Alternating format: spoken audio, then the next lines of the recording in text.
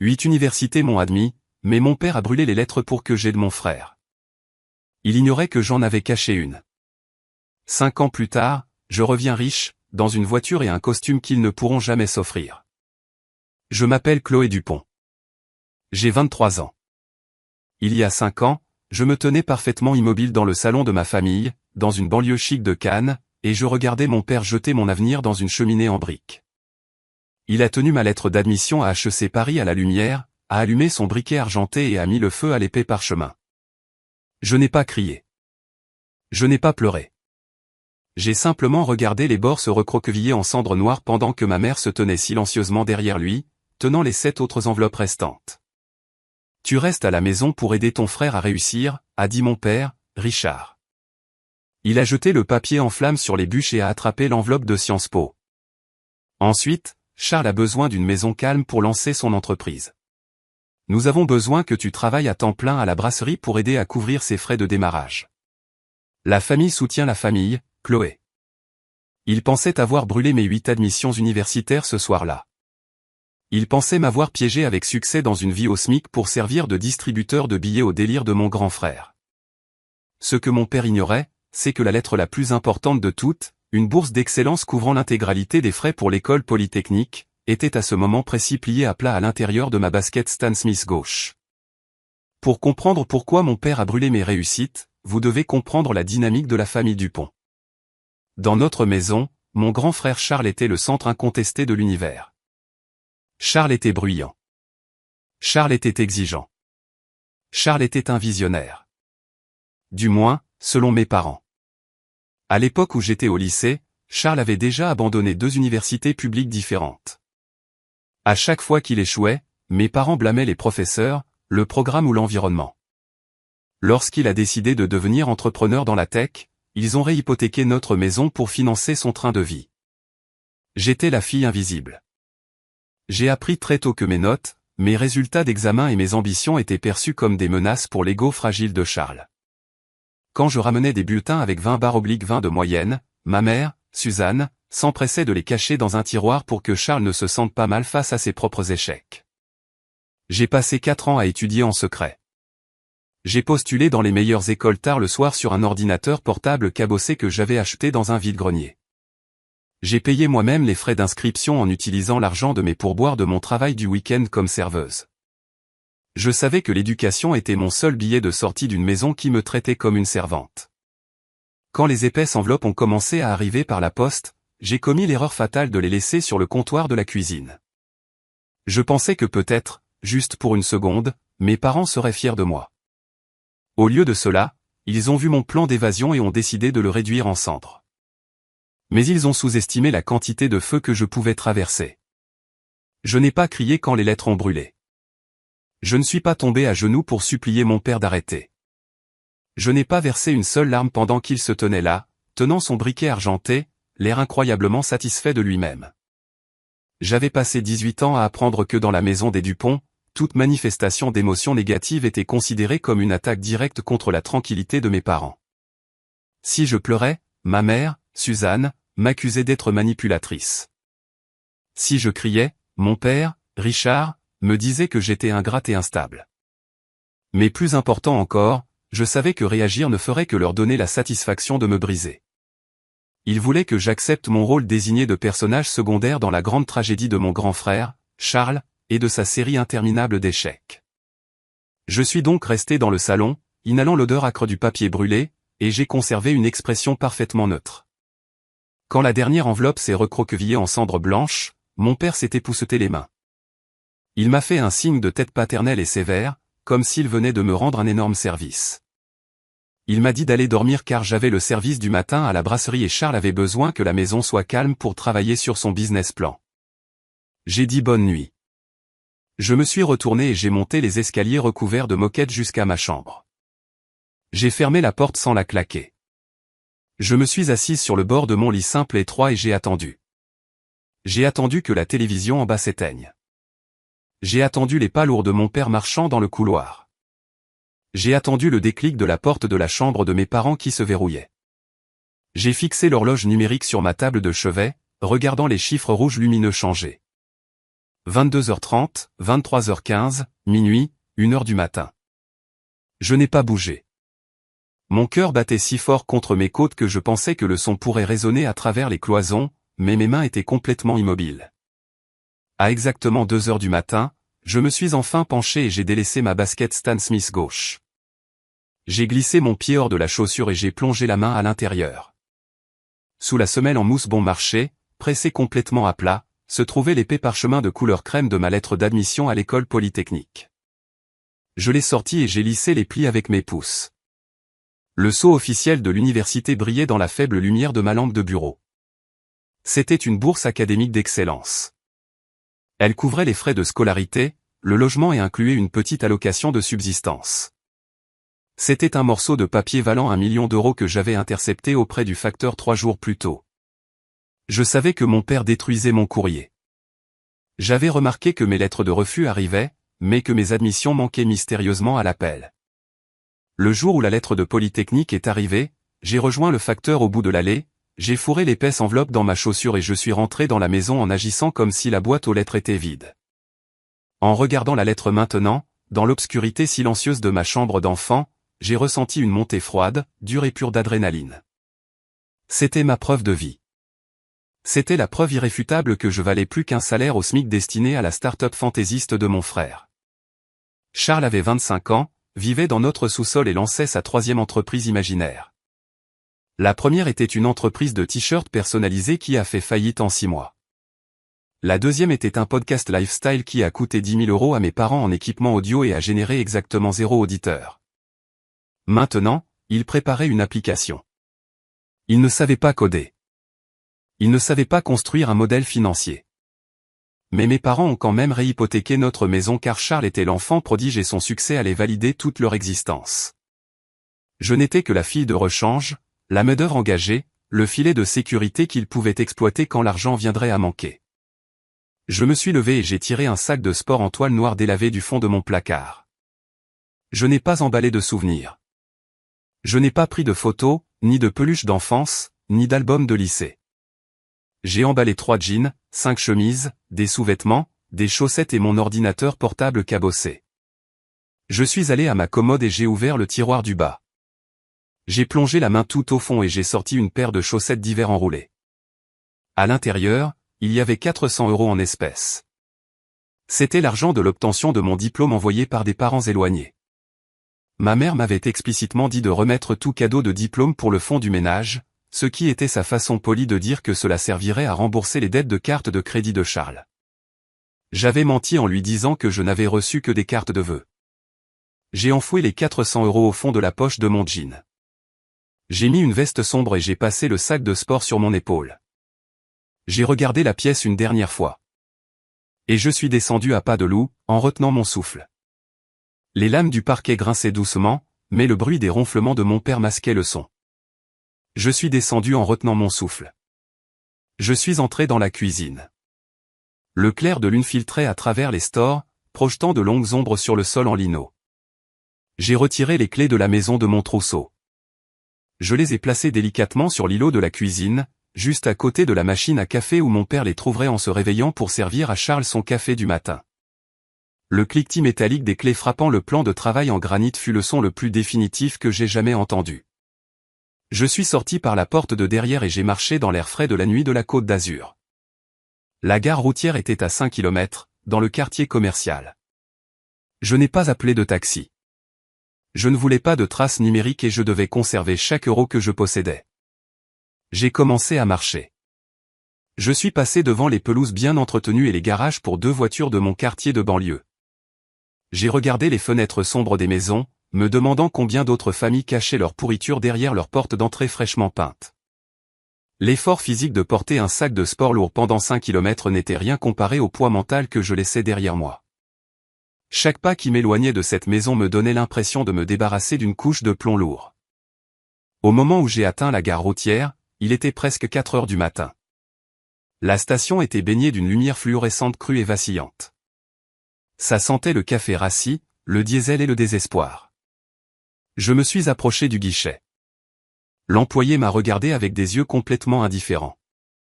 J'ai demandé le prochain billet aller simple pour Paris. Il a tapé sur son clavier et m'a dit que c'était 95 €.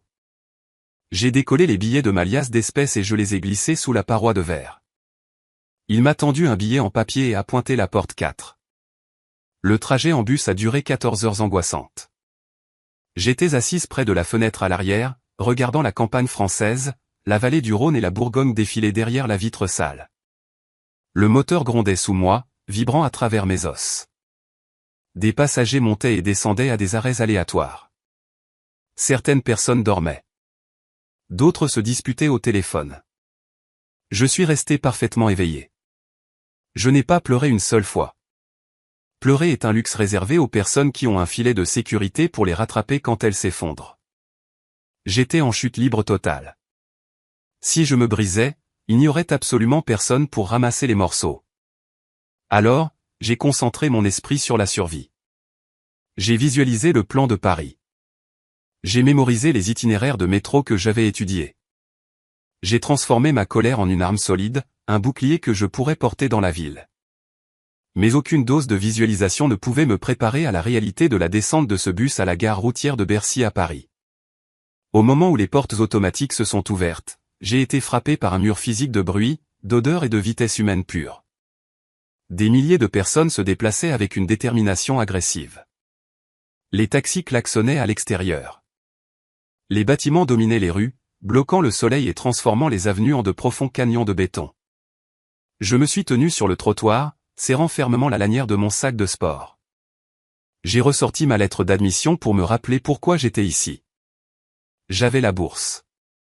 J'avais l'admission. Mais en regardant les petits caractères, la première vague de véritable panique m'a frappé. La bourse couvrait le logement, mais le jour de l'emménagement dans les résidences universitaires n'était prévu que dans 2 semaines. J'étais complètement seul dans la ville la plus chère du pays avec 300 € en poche. Je n'avais pas d'appartement. Je n'avais pas de garant. Je n'avais pas de contact d'urgence. Ma famille biologique pensait probablement que j'étais morte dans un fossé quelque part. Et pire, ils se sentaient probablement soulagés de ne plus avoir à me nourrir. J'ai réalisé très vite que la bataille n'était pas terminée juste parce que j'avais échappé au salon de mon père. En fait, la guerre ne faisait que commencer. Je devais trouver comment survivre les 14 prochains jours dans les rues de Paris sans me faire dévorer toute crue. Et je devais le faire tout en maintenant les notes requises pour conserver ma bouée de sauvetage d'1 million d'euros. J'ai pris une grande inspiration de l'air épais rempli de gaz d'échappement, j'ai jeté mon sac sur mon épaule et j'ai marché droit dans le chaos. Les 14 premiers jours à Paris avant l'ouverture officielle des résidences universitaires furent une masterclass de pur désespoir humain. Je passais mes nuits assise dans une brasserie ouverte 24h24 en banlieue, à Saint-Denis, sirotant une seule tasse de café noir à 2 € jusqu'à ce que la serveuse ait pitié de moi et cesse de me demander de partir. Je dormais par courtes périodes paranoïaques, les bras étroitement enroulés autour de mon sac de sport en toile. Je me lavais le visage et me brossais les dents dans les toilettes publiques de la gare routière.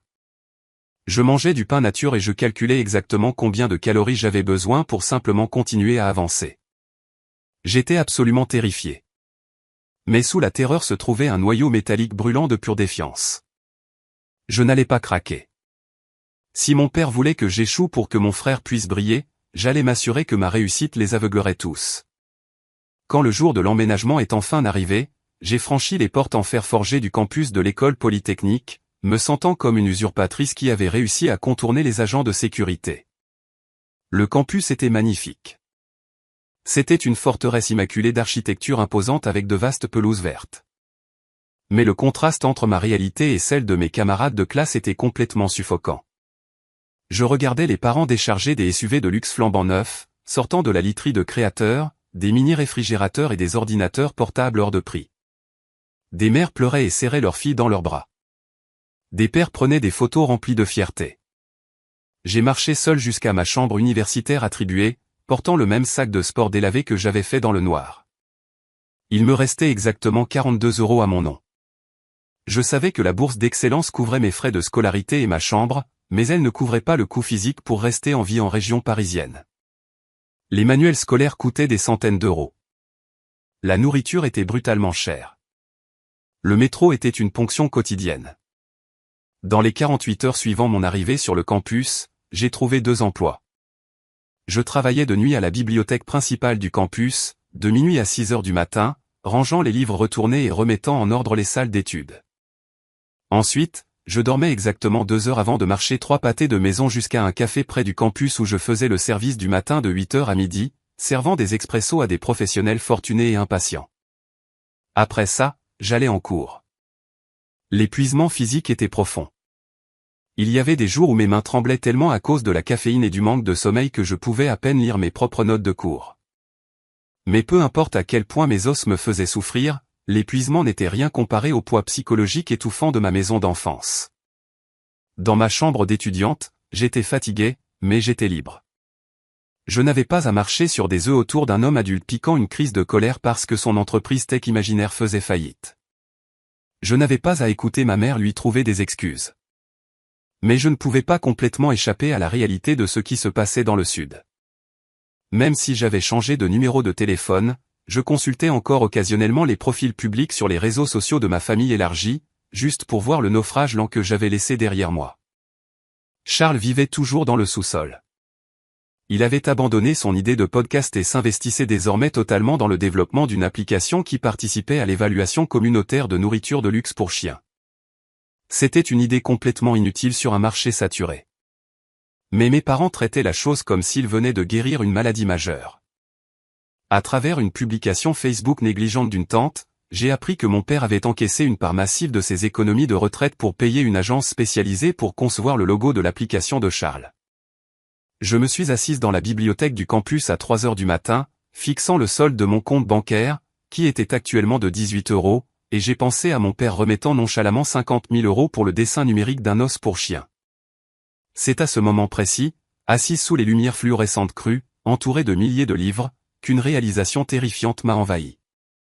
Survivre n'allait pas suffire. Obtenir un diplôme de Polytechnique et décrocher un emploi stable en entreprise à 80 000 € par an n'allait pas me protéger. Mes parents étaient financièrement irresponsables et profondément liés à la ruine inévitable de mon frère. Lorsqu'ils finiraient par faire complètement faillite, lorsque la banque viendrait saisir leur maison et leur voiture, ils viendraient me chercher. Ils regarderaient mon emploi stable et exigeraient que j'assume mon devoir envers la famille. Ils essaieraient de m'entraîner directement dans le trou noir financier qu'ils avaient créé pour Charles. Si j'étais juste à l'aise, ils me saigneraient à blanc. Je n'avais pas besoin d'être à l'aise. Je devais devenir complètement et définitivement intouchable. J'avais besoin du genre de richesse et de pouvoir qui bâtit des murs si hauts que ma famille ne pourrait même pas en voir le sommet. Le point d'inflexion s'est produit au cours du semestre de printemps de ma 2e année. Je faisais le service du mardi matin au café, essuyant la buse vapeur de la machine à expresso. La boutique était située près d'un grand pôle financier de la Défense et était un endroit prisé des investisseurs en capital risque et des banquiers d'affaires pour tenir des réunions informelles avant de rejoindre leur tour de verre. 2 hommes en costume en laine sur mesure étaient assis au comptoir en attendant leur commande. Ils parlaient fort, se moquant complètement de qui pouvait les entendre. Nous venons de perdre 12 millions d'euros sur cette start-up de logistique, a dit l'homme le plus âgé, se frottant les tempes de frustration. Le dossier d'investissement était impeccable. Le fondateur avait le pédigré, mais le taux de combustion en interne était toxique, et nos modèles prédictifs ont totalement manqué les signaux d'alarme comportementaux de l'équipe dirigeante. L'homme plus jeune a remué son café. J'ai arrêté d'essuyer le comptoir. Mon cœur a frappé contre mes côtes si fort que je l'ai senti dans ma gorge. Évaluation algorithmique des risques, prédiction de l'échec des startups en fonction des décisions financières comportementales. Je savais exactement de quoi il parlait car je l'avais vécu. Depuis 1 an, j'apprenais discrètement à coder dans ma chambre d'étudiante. Cela avait commencé comme un mécanisme d'adaptation. J'essayais de comprendre mathématiquement pourquoi mes parents étaient si aveugles face aux échecs de Charles. J'avais commencé à construire des feuilles de calcul complexes pour suivre la chronologie de ses faillites. J'avais saisi le capital initial qu'il avait reçu, la vitesse à laquelle l'argent partait en fumée, les dépenses de luxe inutiles qu'il privilégiait au détriment du développement réel du produit, et le point d'effondrement inévitable. J'avais transformé la vie entière de mon frère en un ensemble de points de données. Ensuite, j'ai appris le Python et j'ai commencé à construire un algorithme prédictif juste pour voir si un ordinateur pouvait identifier le moment exact où une entreprise était condamnée avant que les humains impliqués ne s'en rendent compte. J'étais essentiellement en train de construire le logiciel back-end exact d'évaluation des risques que ces investisseurs en capital risque recherchaient désespérément. Et j'utilisais mon frère, l'enfant prodige, comme référence absolue pour un échec spectaculaire. J'ai tendu leur café aux hommes et j'ai pratiquement couru jusqu'à ma chambre universitaire dès la fin de mon service. Je n'ai pas dormi pendant les 3 jours suivants. J'ai arrêté d'aller à mes cours optionnels. J'ai vécu d'eau du robinet et de biscuits rassis de la cantine. J'ai ouvert mon ordinateur portable et j'ai commencé à décortiquer mon code, le transformant d'un simple tracker de données en un modèle financier prédictif sophistiqué. J'ai configuré l'algorithme pour analyser des milliers de microtransactions, en les croisant avec les taux de survie de l'industrie. Ce fut un processus d'essai et d'erreur brutal et angoissant, mais guidé par une pure rancune et le besoin désespéré de devenir intouchable, j'ai fini par percer le secret. J'avais un prototype fonctionnel. Il était brut et manquait d'une interface utilisateur soignée, mais les mathématiques fondamentales étaient absolument infaillibles. J'ai passé les données historiques de 50 startups ayant échoué dans mon système et il a prédit correctement leur faillite des mois avant leur dépôt officiel avec une précision de 94%. Je détenais le pouvoir de faire économiser des centaines de millions d'euros aux investisseurs en capital risque. Mais avoir un logiciel brillant sur un ordinateur portable cabossé dans une chambre universitaire ne servait à rien si je ne pouvais pas le mettre devant la bonne personne. Je n'avais pas de réseau. Je n'avais pas de famille riche pour me présenter à des business angels. J'étais une serveuse de 20 ans avec des cernes sous les yeux et un compte bancaire frôlant le zéro. J'avais besoin d'un requin. J'avais besoin de quelqu'un d'assez impitoyable pour regarder au-delà de mon âge et voir la valeur brute et indéniable de l'arme que je venais de construire. J'ai commencé à faire des recherches sur les sociétés d'acquisition technologique les plus agressives de Paris. Je cherchais un type spécifique de prédateur et il n'a pas fallu longtemps pour la trouver. Elle s'appelait Vivienne Vasseur. Elle était l'associée directrice d'une société de capital risque spécialisée qui orchestrait des OPA hostiles et des acquisitions technologiques agressives. Les magazines financiers la qualifiaient de brillante, froide et totalement inapprochable. Elle était exactement ce qu'il me fallait. Et comme le destin fait bien les choses, elle devait donner une conférence en tant qu'invitée à l'école polytechnique la semaine suivante. Je savais que je n'aurais pas droit à une introduction polie. Je savais qu'elle ignorerait un email et que ses assistants bloqueraient tout appel téléphonique. J'allais devoir lui tendre une embuscade et j'allais devoir le faire avec le genre d'audace qui ferait s'arrêter un requin de nager. La guerre passait officiellement de l'ombre de ma chambre étudiante aux salles de réunion étincelantes et à enjeux élevés du quartier de la Défense. Je me suis assise au tout dernier rang de l'amphithéâtre de l'université, mon ordinateur portable cabossé posé sur les genoux. Vivienne Vasseur n'est pas simplement montée sur scène. Elle en a pris le contrôle. Elle portait un tailleur Saint-Laurent parfaitement coupé et son expression était totalement dénuée de chaleur. Elle était l'associée directrice de Vasseur Capital, une société d'investissement connue pour exécuter les acquisitions technologiques les plus agressives du quartier des affaires. Pendant l'heure qui a suivi, je l'ai regardé démanteler absolument les modèles économiques de 3 étudiants en master différents. Elle n'a pas élevé la voix. Elle a simplement posé des questions pointues et chirurgicales qui ont exposé chaque faille de leur projection financière jusqu'à ce que les étudiants balbutient. Elle possédait une brillance analytique terrifiante. En la regardant, j'ai compris qu'elle était exactement le genre de prédateur dont j'avais besoin pour reconnaître mon travail. Quand la conférence s'est terminée, un essaim d'étudiants en finance ambitieux s'est précipité vers la scène, espérant lui remettre leur CV. Je ne les ai pas rejoints. Je savais qu'une femme comme Vivienne Vasseur jetait les CV non sollicités directement à la poubelle. Au lieu de cela, je me suis glissé par les portes arrière de l'auditorium et j'ai couru dans le couloir en direction des ascenseurs VIP privés. Je savais, pour avoir fait des recherches sur sa société, que l'efficacité était sa religion principale. Elle n'attendrait pas dans le hall bondé. Je me suis tenu à côté des portes en acier brossé de l'ascenseur privé et j'ai attendu. Mon cœur battait à un rythme frénétique contre mes côtes. Si la sécurité du campus me surprenait en train de tendre une embuscade à une milliardaire donatrice de l'université, je pouvais perdre ma bourse et être renvoyé. Mais jouer la carte de la sécurité ne m'avait jamais protégé dans la maison de mon père, et ça n'allait pas me protéger ici. 2 minutes plus tard, Vivienne a tourné au coin, flanquée d'un assistant de direction silencieux. Elle ne m'a même pas regardé en entrant dans l'ascenseur. Son assistant a tendu le bras pour bloquer la porte, mais j'ai bougé plus vite. Je suis passé juste devant son bras et je me suis glissé à l'intérieur de la cabine au moment où les portes se refermaient. L'assistant a immédiatement tendu la main vers le bouton d'appel de la sécurité, mais Vivienne a levé une seule main manucurée, l'arrêtant. Elle m'a regardé avec des yeux froids et sombres. Elle n'avait pas l'air amusée. Elle ressemblait à un requin, calculant si je valais la peine d'être mordu. Vous avez exactement le temps qu'il faut à cet ascenseur pour atteindre le rez-de-chaussée, a-t-elle dit. Sa voix était plate et parfaitement calme. Dites-moi pourquoi vous venez de risquer que la sécurité du campus vous traîne hors de ma vue. Je n'ai pas hésité. Je l'ai regardé droit dans les yeux et j'ai parlé avec une conviction totale. Vous venez de dire à une salle pleine d'étudiants que votre entreprise a perdu 12 millions d'euros le trimestre dernier parce que vos modèles d'évaluation des risques traditionnels n'ont pas réussi à prédire l'instabilité émotionnelle d'un fondateur. J'ai passé la dernière année à construire un logiciel prédictif back-end qui signale les indicateurs comportementaux exacts de l'échec d'une start-up avant que l'argent ne brûle. Il analyse les dépenses d'ego, les restructurations impulsives et les retraits de salaires disproportionnés, et il les croise avec les taux de survie de base. J'ai passé les données historiques de 50 entreprises en faillite dans mon système. Il a prédit leur dépôt de bilan avec une précision de 94% des mois avant que les humains impliqués ne se rendent compte qu'ils étaient condamnés. L'ascenseur descendait en douceur. Vivienne n'a pas scié. Elle m'a simplement dévisagé, analysant chaque mot que je venais de prononcer. Qui a financé vos recherches, a-t-elle demandé.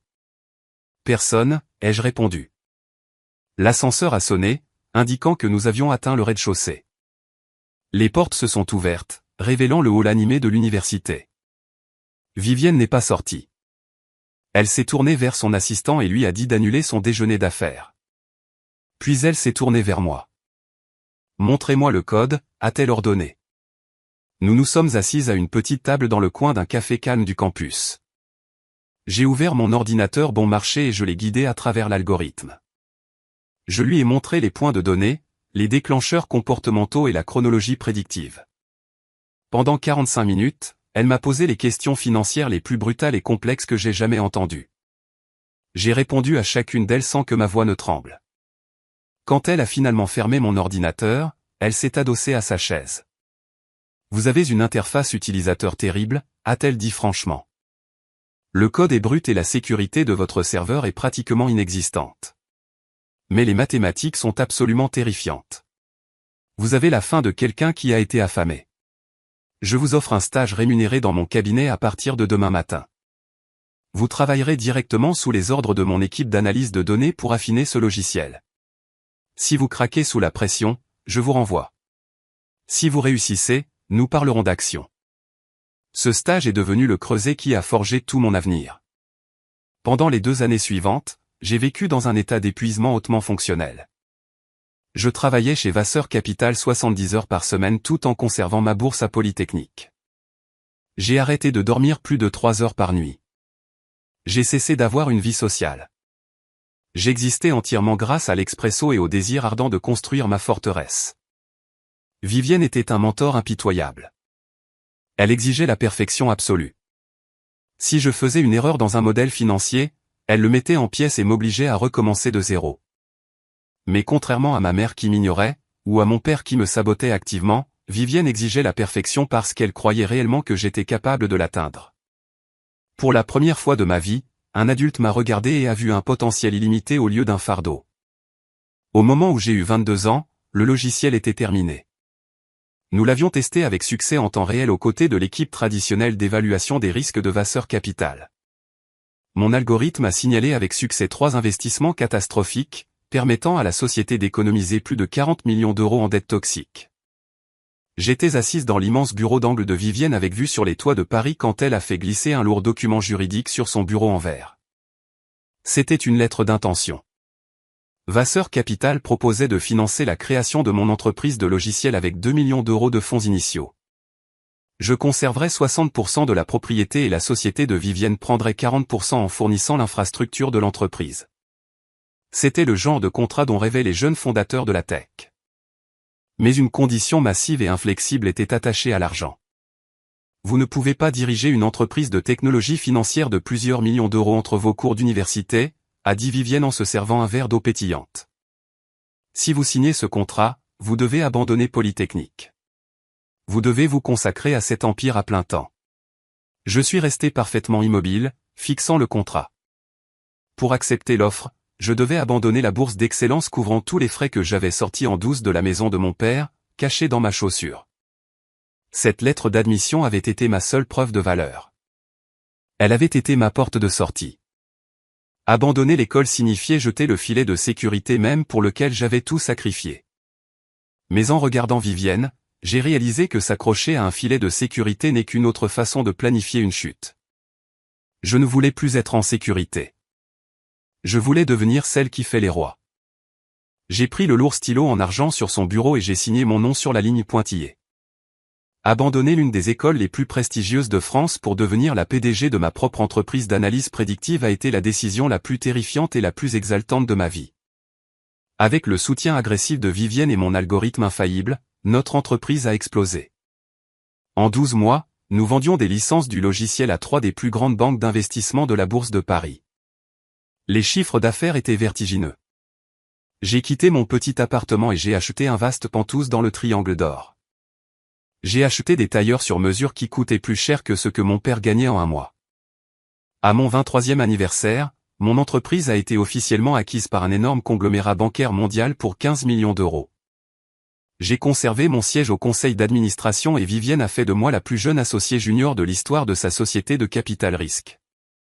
J'avais réussi à construire ma forteresse.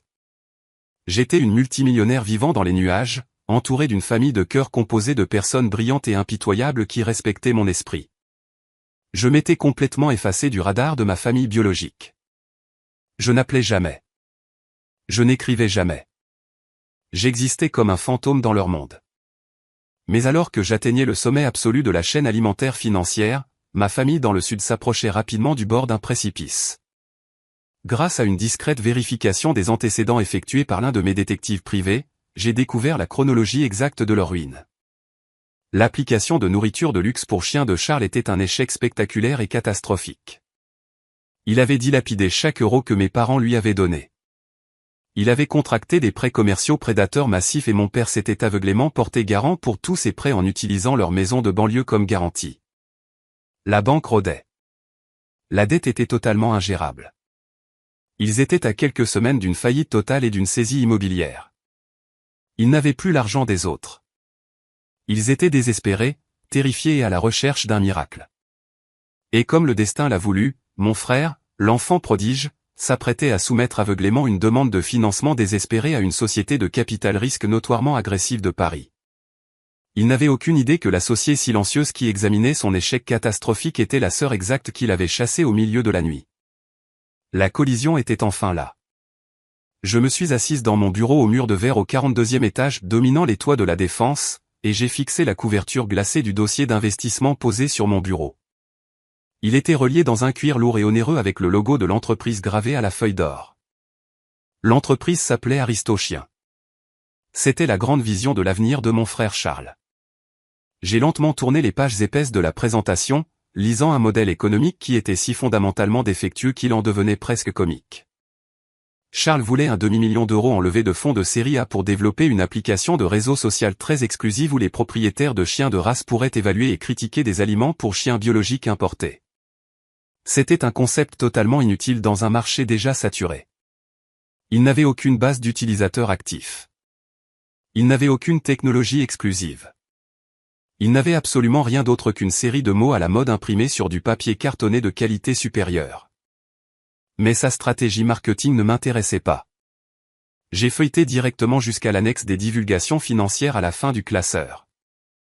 Dans le monde du capital risque, le pitch deck est le fantasme, mais les divulgations financières sont la réalité brutale. J'ai fait glisser mon doigt sur les colonnes de chiffres et j'ai senti un œuf froid et tranchant se former dans mon estomac. Charles avait déjà englouti 300 000 euros de capital d'amorçage initial. Selon son propre registre, il avait dépensé des sommes exorbitantes pour la location de bureaux de luxe, des déjeuners traiteurs pour ses 3 employés et un consultant en relations publiques dédié. Il n'avait pratiquement rien dépensé pour le développement de logiciels. Mais le taux d'épuisement des liquidités n'était pas la partie la plus choquante. La révélation véritablement terrifiante était enfouie dans la section des passifs détaillance et dettes garanties. Charles avait contracté un prêt commercial massif à haut rendement auprès d'un prêteur prédateur pour maintenir l'entreprise à flot au cours des 6 derniers mois. Parce que son entreprise n'avait aucun actif et aucun revenu, le prêteur exigeait une garantie physique. J'ai fixé l'adresse indiquée sur le contrat de prêt notarié. C'était l'adresse exacte de ma maison d'enfance dans la banlieue chic de Cannes. Mon père, Richard, avait signé en tant que garant principal. Ma mère, Suzanne, était co-signataire. Ils avaient littéralement parié le toit au-dessus de leur tête, la maison où j'avais grandi, la maison où mon père avait brûlé mes lettres d'admission à l'université, sur une application de nourriture pour chiens. Je me suis adossé à mon fauteuil de bureau ergonomique et j'ai pensé à la maladie psychologique pure du favoritisme de mes parents. Pourquoi un homme d'âge moyen approchant de la retraite mettrait-il en jeu tout son filet de sécurité physique sur un fils ayant un historique documenté d'échecs totaux? Parce que dans les banlieues aisées, l'illusion du succès est souvent plus importante que la réalité de la stabilité. Avoir un fils entrepreneur, PDG d'une start-up technologique, sonne de manière incroyablement prestigieuse au country club du quartier. Ça sonne beaucoup mieux que d'admettre que votre fils de 25 ans ne peut pas conserver un emploi de base pour débutant et vit dans votre sous-sol. Mes parents ont adhéré au délire de Charles car admettre qu'il était un échec catastrophique revenait à admettre que leur stratégie d'éducation était fondamentalement défectueuse. Ils avaient construit toute leur identité autour de son succès imminent. S'il échouait, ils échouaient. Alors, ils ont doublé la mise. Ils ont risqué leur maison pour protéger leur fierté. Vivienne Vasseur est entrée dans mon bureau sans frapper. Elle portait un tailleur anthracite élégant et tenait sa propre copie du dossier de Charles. Elle l'a laissé tomber sur mon bureau en verre avec un bruit sourd. J'ai déjà vu des lettres de suicide financier, a-t-elle dit en croisant les bras. Mais celle-ci est particulièrement créative. As-tu passé ces projections dans ton logiciel prédictif? J'ai levé les yeux vers mon mentor. Je n'ai même pas eu besoin de l'algorithme pour celle-là, ai-je répondu en gardant une voix parfaitement neutre. L'entreprise est complètement insolvable. Selon les termes de son prêt garanti, s'il n'obtient pas 500 000 € de financement en fonds propres d'ici le dernier vendredi de ce mois, il déclenche un défaut de paiement pur et simple. Le prêteur commercial engagera une procédure de saisie immédiate sur les propriétés en garantie. Vivienne a hoché la tête lentement, ses yeux sombres calculant la trajectoire exacte de la ruine. La garantie est une propriété résidentielle en région Provence-Alpes-Côte d'Azur, a-t-elle noté. Tu connais ces gens, Chloé? J'ai baissé les yeux vers la signature de mon père sur le document de prêt. L'encre était agressive et fortement inclinée, tout comme sa personnalité. Oui, je les connais, ai-je dit doucement. Le PDG est mon grand frère. Les garants, qui sont sur le point de perdre leur maison, sont mes parents. Vivienne n'a pas eu le souffle coupé. Elle ne m'a pas offert de pitié. Elle était un requin et elle savait que j'en devenais un aussi. Elle a simplement haussé un seul sourcil parfaitement arqué. Je vois, a-t-elle dit. Cela explique pourquoi l'architecture financière de ce désastre semble si familière à tes modèles de base. Veux-tu que je demande à mon assistant d'envoyer l'email de refus standard? Nous pouvons décliner poliment l'investissement et laisser la banque prendre leur maison. Ce serait une exécution très discrète et très propre. J'ai regardé par les immenses baies vitrées les immenses canyons de béton de Paris. Une exécution discrète et propre était exactement ce qu'il méritait. J'aurais pu autoriser l'email de refus sur le champ. J'aurais pu laisser le système bancaire automatisé détruire leur vie pendant que je sirotais un café glacé dans mon Penthouse. Mais un email est invisible. Un email permet au destinataire de créer sa propre narration. Si j'envoyais un email de refus, mon père trouverait un moyen de blâmer l'industrie du capital risque. Il dirait à ses amis du country club que les élites parisiennes ne comprenaient tout simplement pas la vision brillante de son fils. Il n'assumerait jamais la responsabilité de l'incendie qu'il avait allumé. J'ai repensé à la nuit où j'ai quitté le Sud. J'ai repensé à ma présence dans le salon, inhalant l'odeur du papier brûlé, regardant ma lettre d'admission à HEC se transformer en cendres. Mon père m'avait regardé droit dans les yeux et m'avait dit que j'étais obligé de sacrifier mon avenir pour que mon frère puisse réussir. J'ai réalisé à ce moment-là qu'une exécution discrète ne suffirait pas. J'avais besoin que mon père me regarde dans les yeux quand ses illusions voleraient en éclats. J'avais besoin qu'il sache exactement qui tenait le marteau.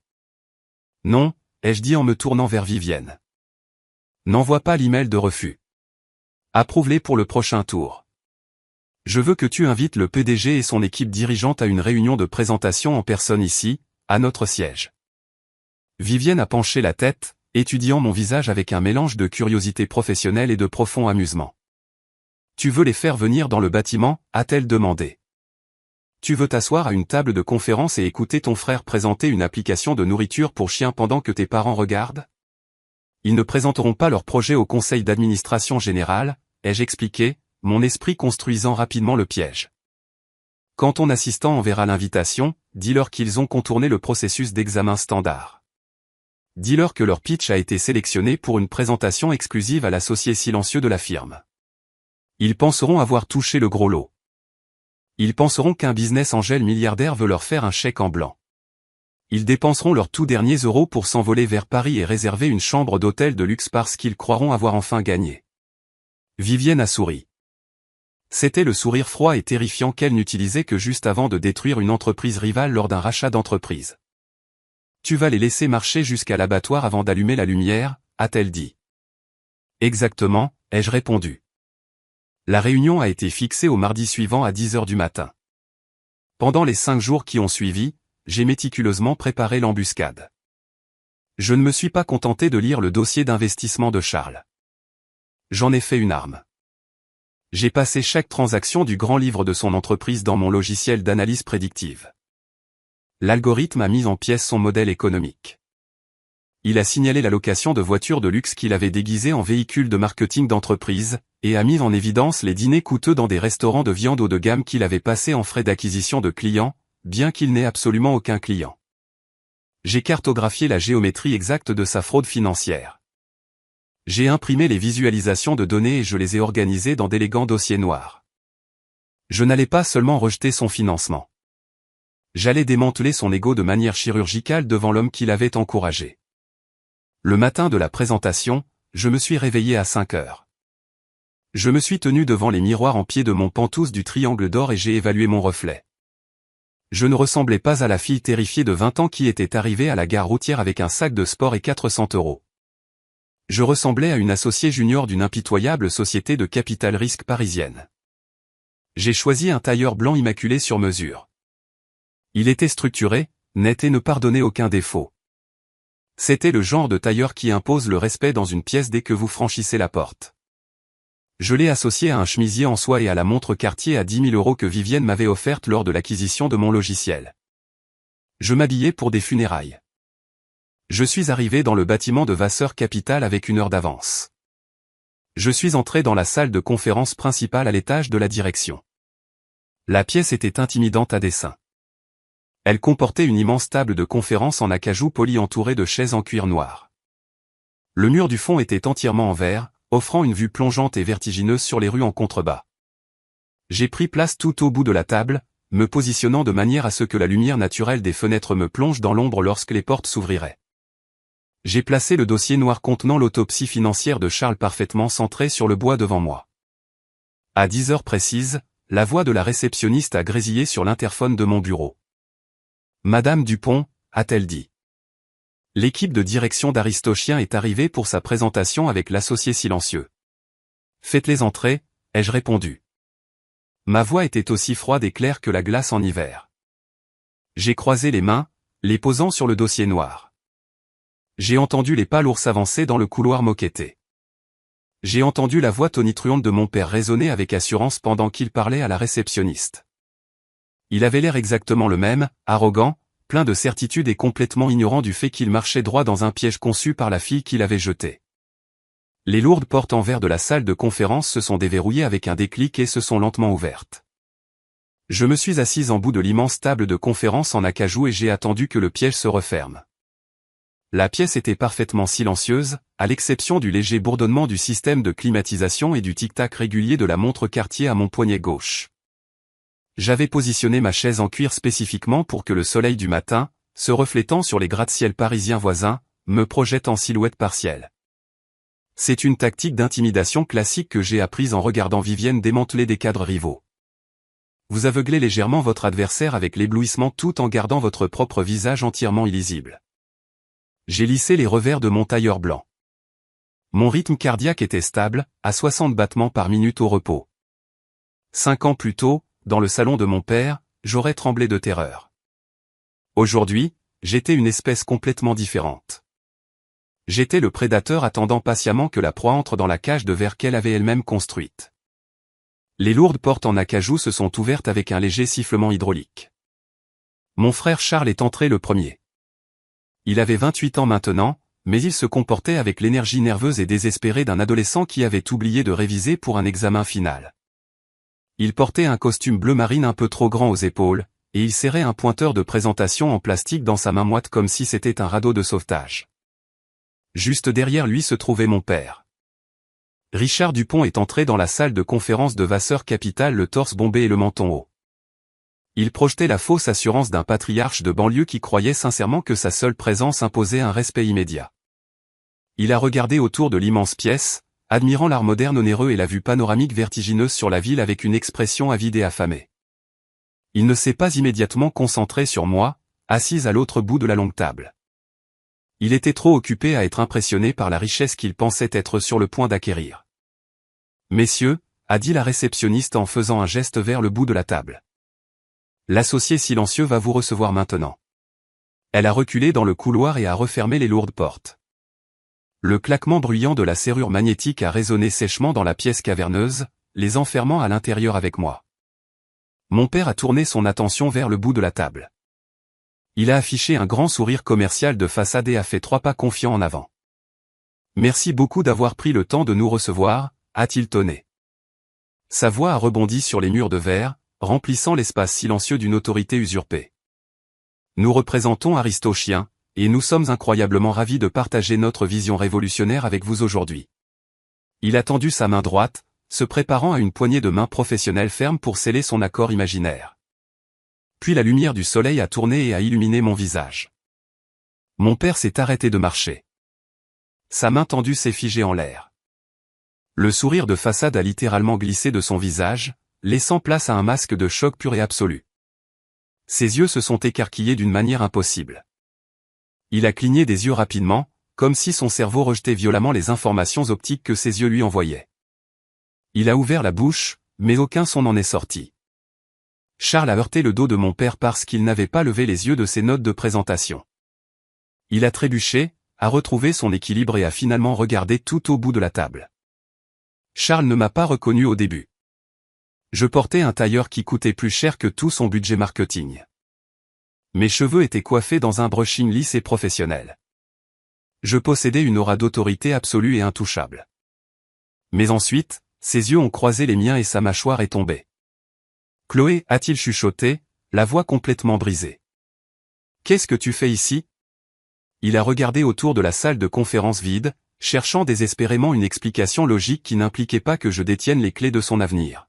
« Pourquoi es-tu dans cette pièce ? Es-tu l'assistante de l'associé ? Nous avons besoin que tu ailles le chercher tout de suite. Nous avons une présentation massive et nous ne pouvons pas perdre de temps. » Je ne me suis pas levé. Je n'ai pas tendu la main. J'ai simplement posé mes coudes sur l'acajou poli et j'ai joint mes doigts en pointe. Je les ai fixés avec des yeux aussi froids qu'un océan en hiver. « Je ne suis pas l'assistante, Charles », ai-je dit. Ma voix était calme, posée et absolument terrifiante. Je suis l'associé junior de ce cabinet. Je suis l'investisseur silencieux qui a demandé cette réunion spécifique et vos finances sont une vaste blague. Asseyez-vous, tous les deux. Parlons de votre dette catastrophique. Mon père a laissé échapper un étrange bruit d'étranglement. Il a reculé en titubant et s'est laissé tomber lourdement dans l'une des chaises en cuir noir, comme si les os de ses jambes s'étaient soudainement dissous. Charles est resté debout, figé sur place, tenant son pointeur en plastique comme un bouclier. « Assieds-toi, Charles », ai-je ordonné, ma voix baissant d'une octave entière. Il a tressailli et s'est effondré sur la chaise à côté de mon père. J'ai ouvert l'élégant dossier noir posé sur la table devant moi. Je ne leur ai pas demandé de commencer leur présentation. Je ne les ai pas laissés parler. J'ai simplement commencé à lire leur autopsie financière à haute voix, disséquant leur échec ligne par ligne sanglante. Vous demandez 500 000 € de financement en actions de série A pour une application de réseau social pour chiens de race, ai-je dit, regardant directement mon père. Mais selon votre propre grand livre, vous avez 0 utilisateur actif. Vous avez 0 code propriétaire. Ce que vous avez, c'est un véhicule de luxe en location, 3 abonnements coûteux à des country clubs passés en frais de prospection, et un prêt commercial prédateur avec une date de défaut de paiement ferme fixée à ce vendredi. J'ai tourné une page, tapotant mon stylo Cartier contre une colonne de chiffres surlignés. Vous avez englouti 300 000 € de capital initial sans écrire une seule ligne de code logiciel viable. Vous avez payé 40 000 € à un consultant en images de marque pour concevoir un logo, mais vous avez dépensé absolument 0 € pour un architecte serveur. Ce n'est pas une start-up technologique, messieurs. C'est une fraude financière hautement désorganisée, conçue pour subventionner un style de vie de luxe que vous ne pouvez pas vous permettre. Mon père a finalement retrouvé sa voix. C'était la même voix autoritaire et exigeante qu'il avait utilisée la nuit où il avait brûlé mes admissions à l'université dans la cheminée. C'était la voix d'un homme essayant désespérément de reprendre le contrôle d'une histoire qui lui avait déjà glissé entre les doigts. « Écoute-moi bien, Chloé », a-t-il dit en se penchant en avant et en pointant un doigt épais et tremblant vers moi. « Je ne sais pas à quel jeu tu joues ni comment tu t'es arnaqué une place dans cette chaise de luxe.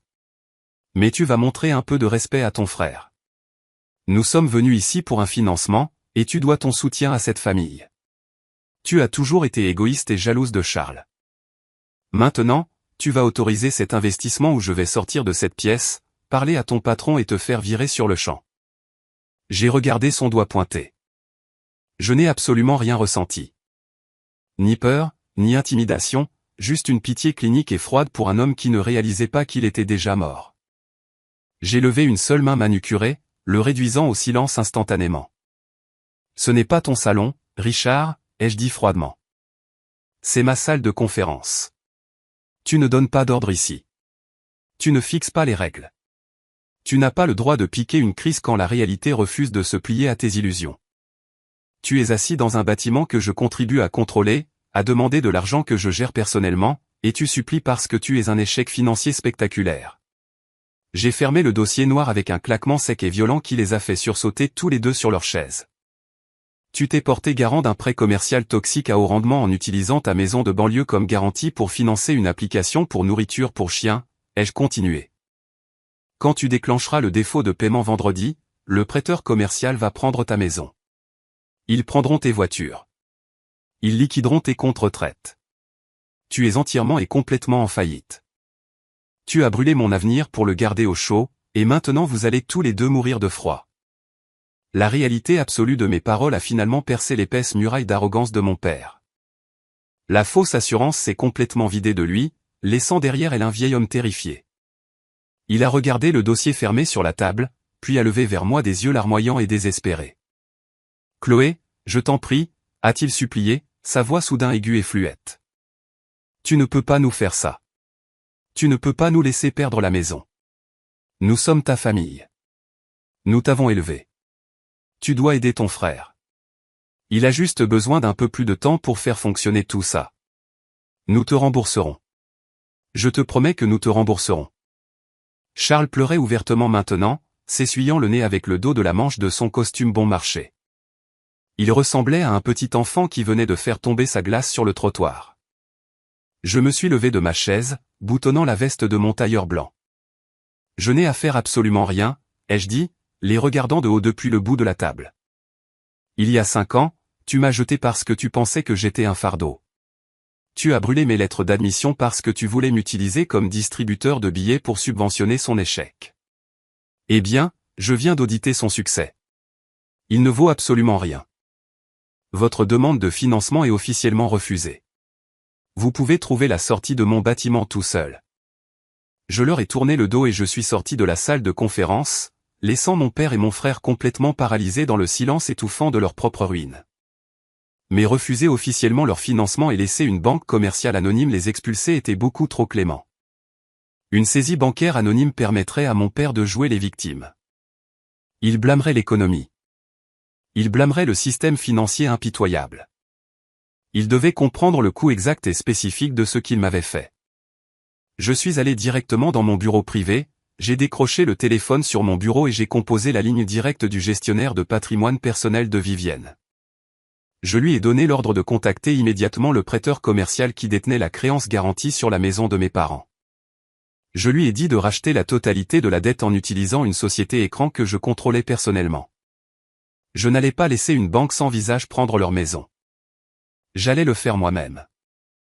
2 jours plus tard, j'ai fait un petit sac de voyage et j'ai réservé un vol en première classe pour l'aéroport de Nice. Je retournais dans le sud, et j'apportais le feu avec moi. J'avais regardé mon père et mon frère trébucher hors de la salle de conférence comme deux hommes venant de survivre à un violent accident de voiture, pour réaliser qu'ils étaient encore en train de se vider de leur sang. Ils ne m'ont pas dit un mot de plus. Ils n'ont pas crié, menacé ou exigé le respect comme ils le faisaient quand je vivais sous leur toit. Le poids suffocant de ma richesse et la réalité absolue de leur faillite leur avaient coupé le souffle. Les lourdes portes en acajou s'étaient refermées derrière eux, les scellant hors de ma forteresse et les renvoyant dans les rues impitoyables de Paris. J'étais resté assise au bout de la table de conférence pendant un long moment, parfaitement immobile, écoutant le bourdonnement du système de climatisation. Je venais de refuser formellement leur financement et de garantir l'effondrement de l'empire technologique imaginaire de mon frère. Mais en regardant l'élégant dossier noir contenant leur ruine financière, je savais que laisser simplement une banque commerciale anonyme prendre leur maison n'allait pas m'apporter la conclusion que j'exigeais. Une saisie immobilière par une banque commerciale est un processus bureaucratique lent. Elle implique des lettres automatisées, des agents de recouvrement insensibles et une expulsion légale stérile.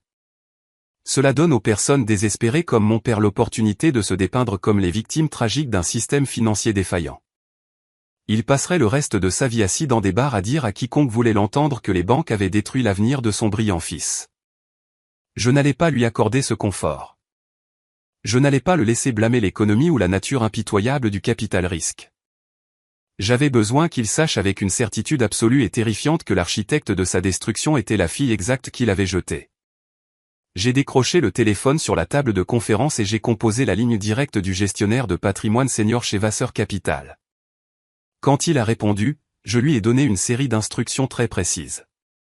Je lui ai dit de contacter le prêteur commercial prédateur qui détenait la créance garantie sur la maison de banlieue de mes parents dans le sud. Dans le système financier, la dette commerciale toxique est achetée et vendue sur le marché secondaire tous les jours. Lorsqu'un emprunteur est à quelques semaines d'un défaut de paiement ferme, les prêteurs sont souvent ravis de vendre le papier à une société de capital investissement juste pour retirer le passif de leur livre. J'ai ordonné à mon gestionnaire de patrimoine d'acheter l'intégralité du portefeuille de dette de ma famille en utilisant une société holding opaque que je contrôlais totalement.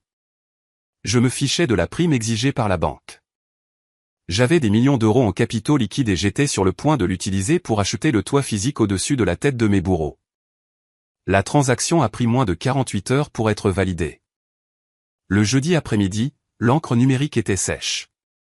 La banque commerciale avait transféré l'acte de fiducie et les contrats de prêt à ma société holding.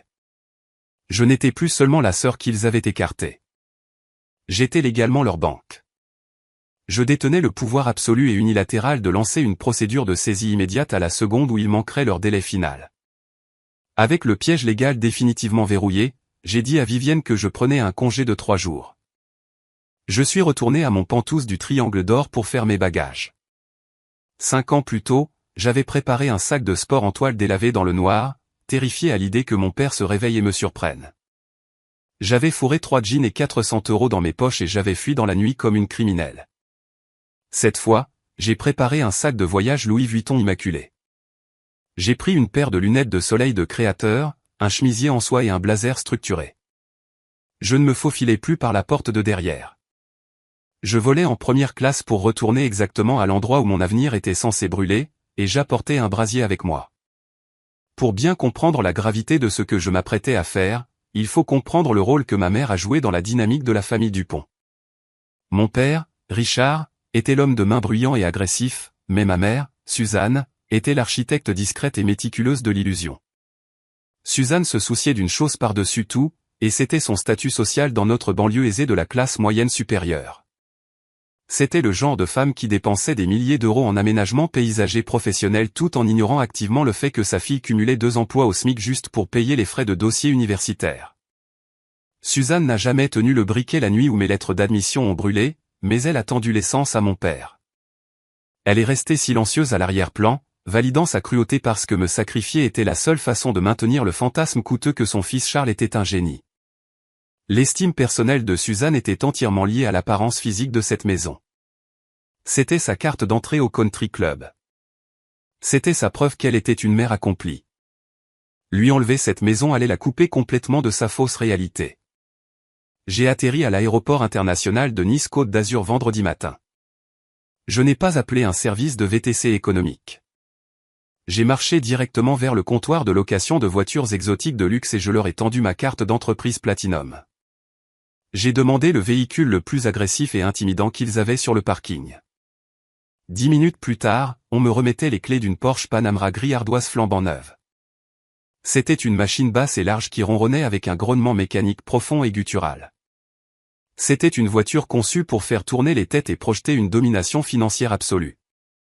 C'était une voiture dont mon père avait rêvé toute sa vie mais qu'il n'avait jamais pu s'offrir parce qu'il était trop occupé à financer les échecs de mon frère. J'ai pris l'autoroute et j'ai roulé vers la banlieue. Le paysage physique de mon enfance défilait derrière les vitres teintées. Je suis passé devant la brasserie où j'avais l'habitude d'enchaîner les doubles services en sentant la graisse et le café bon marché. Je suis passé devant la bibliothèque municipale où je me cachais de ma famille pour étudier pour mes examens de fin d'année. Chaque coin de rue renfermait un souvenir d'épuisement et d'anxiété. Mais alors que je serrais le volant en cuir de la Porsche, ces souvenirs ne faisaient plus mal. Ils ressemblaient juste à des scènes d'un film sur une fille qui n'existait plus. J'avais conquis cette ville le jour où je l'avais quittée, et maintenant je revenais simplement pour récupérer mon butin. J'ai tourné dans mon ancienne rue. Le quartier était exactement comme dans mes souvenirs. Des maisons bourgeoises à 2 étages, des pelouses vertes parfaitement entretenues et des SUV de luxe garés dans de larges allées. Mais alors que j'approchais lentement de l'adresse de mon enfance, le contraste est devenu flagrant. La maison de mes parents se démarquait comme une dent pourrie dans un sourire parfait. L'hémorragie financière de l'entreprise de Charles avait clairement eu un impact physique sur la propriété. La peinture blanche sur le revêtement en bois s'écaillait en larges bandes disgracieuses. Les gouttières s'affaissaient. La pelouse de devant, autrefois immaculée, était envahie par les mauvaises herbes et parsemée de taches brunes. Ils avaient complètement manqué d'argent pour maintenir l'illusion. J'ai garé la Porsche gris ardoise directement dans l'allée. Je ne me suis pas garé dans la rue. J'ai roulé droit sur leur béton, revendiquant l'espace avec le ralenti bruyant et palpitant du moteur de la voiture de sport. Ma mère, Suzanne, se tenait dans le jardin de devant, près des marches du Porsche. Elle tenait un tuyau d'arrosage en plastique vert, arrosant de manière apathique une rangée d'hortensias bruns complètement morts. Elle portait un chemisier à fleurs délavées, et ses cheveux semblaient négligés, un changement radical par rapport à la femme mondaine du country club que j'avais connue. Le stress de la faillite imminente l'avait fait vieillir de 10 ans en 5 ans. Lorsqu'elle a entendu le grognement agressif du moteur de la Porsche, elle a cessé d'arroser. Elle est restée parfaitement immobile, fixant la machine à 100 000 € garée dans son allée délabrée. Elle pensait probablement que c'était un cadre de banque ou un agent de recouvrement de luxe venant finaliser la ruine de sa famille. Elle avait l'air terrifiée, reculant vers les marches en bois du Porsche comme si elle essayait de se cacher derrière les buissons morts. J'ai coupé le moteur. Le silence soudain dans le quartier résidentiel était lourd et électrique. J'ai ouvert la lourde porte côté conducteur et j'ai posé le pied sur le béton. Je portais un pantalon ajusté beige immaculé, un chemisier en soie crème et la montre Cartier à 10 000 € brillait à mon poignet. J'ai remonté mes lunettes de soleil de créateur, les reposant parfaitement sur le dessus de mes cheveux lisses. J'ai fermé la porte de la voiture avec un bruit sourd et onéreux et je me suis tourné pour faire face à la femme qui avait regardé ma lettre d'admission à HEC se transformer en cendres sans dire un seul mot. Suzanne m'a dévisagé. Ses yeux ont fait l'aller-retour entre le capot poli de la Porsche, mes vêtements de créateur et se sont finalement posés sur mon visage. Le cerveau humain est un mécanisme fascinant lorsqu'il est confronté à des informations impossibles. Il essaie activement de rejeter les données visuelles qu'il reçoit. Suzanne a plissé les yeux et sa bouche s'est légèrement ouverte alors que son esprit luttait pour réconcilier la prédatrice riche et puissante qui se tenait dans son allée avec la fille invisible, bouc émissaire, qu'elle avait rejetée il y a 5 ans. Elle a fait un pas tremblant vers la Porsche. J'ai pu voir le moment exact où les rouages de son esprit sont passés d'une terreur absolue à une étincelle soudaine, désespérée et terrifiante d'espoir. Elle pensait probablement que j'avais eu un énorme changement de cœur après le massacre de la salle de conférence à Paris. Dans sa logique maternelle tordue, elle croyait probablement que j'avais pris l'avion jusqu'à la Côte d'Azur dans une voiture de sport à 100 000 € pour m'excuser auprès de mon père et offrir à mon frère un renflouement de plusieurs millions. « Chloé » a-t-elle murmuré, sa voix tremblant si fort qu'elle ressemblait à une feuille sèche prise dans le vent. « Tu es revenue. Tu es si belle. Regarde cette voiture. Regarde-toi. Nous savions que tu ne nous laisserais pas simplement tomber. Nous savions que tu te souviendrais de ta famille. » Elle a tendu les bras, se préparant à me tirer dans le genre d'étreinte chaleureuse et maternelle qu'elle m'avait activement refusée pendant toute mon enfance. Je n'ai pas bougé. Je n'ai pas souri. J'ai simplement levé la main gauche, paume vers l'extérieur, établissant une frontière physique immédiate et impénétrable entre nous. Ne me touche pas, Suzanne, ai-je dit. Ma voix était complètement plate, dépourvue de toute chaleur ou affection familiale. La dureté de mon ton et l'utilisation de son prénom l'ont frappé comme un coup physique. Elle a reculé, trébuchant en arrière de quelques pas jusqu'à ce que son talon heurte le bord de l'allée en béton. Avant qu'elle ne puisse dire un mot de plus, la lourde porte d'entrée en bois de la maison s'est violemment ouverte. Mon père, Richard, et mon frère Charles ont fait irruption sur le porche. Le grondement bruyant et agressif du moteur de la Porsche les avait tirés de leur ruine misérable et imminente. Ils se sont arrêtés net en haut des marches. Ils avaient tous les deux l'air totalement épuisés. Mon père portait un polo froissé, et son visage était mal rasé. L'assurance artificielle qu'il avait projetée dans la salle de conférence de Vasseur Capital à peine 2 jours auparavant avait entièrement disparu, remplacée par le regard creux et enfoncé d'un homme qui savait qu'il se noyait dans une dette toxique. Charles se tenait légèrement derrière lui, regardant par-dessus l'épaule de mon père comme un enfant effrayé se cachant d'un orage. Ils ont dévisagé la voiture de sport gris ardoise garée agressivement sur leur propriété. Puis leurs yeux sont montés et se sont verrouillés sur moi. Pendant quelques longues et atroces secondes, personne n'a respiré. Le quartier résidentiel était parfaitement calme à l'exception du bruit du tuyau d'arrosage qui déversait de l'eau sur l'allée. J'ai remarqué du coin de l'œil que Madame Garnier, la voisine âgée qui habitait la maison d'à côté, avait arrêté de ramasser son courrier du matin et se tenait à la limite de sa propriété, nous regardant activement. Suzanne l'a remarqué aussi, et une rougeur profonde de honte intense a grimpé le long du cou de ma mère. Suzanne avait passé toute sa vie d'adulte à cultiver l'illusion parfaite de la classe moyenne supérieure pour ses voisins, et maintenant son échec ultime se déroulait en plein jour. Mon père a finalement rompu le silence. À mon plus grand étonnement, son instinct de survie a complètement pris le dessus sur sa honte. Il a réellement essayé de sourire. Il a bombé le torse et a descendu les marches en bois, s'approchant de moi avec l'arrogance et l'assurance injustifiée d'un patriarche qui croyait sincèrement avoir encore le contrôle. « Chloé », a-t-il dit, sa voix résonnant à travers la pelouse dans une tentative désespérée de paraître autoritaire. L'audace aveuglante et pure de son sentiment de légitimité était presque magnifique. Il se tenait là, complètement ruiné sur une pelouse mourante, suppliant pratiquement pour sa survie financière, et il essayait encore de me donner des ordres. Il croyait sincèrement que le fait biologique de sa paternité lui accordait un accès illimité à mon compte bancaire. Je ne me suis pas avancé à sa rencontre.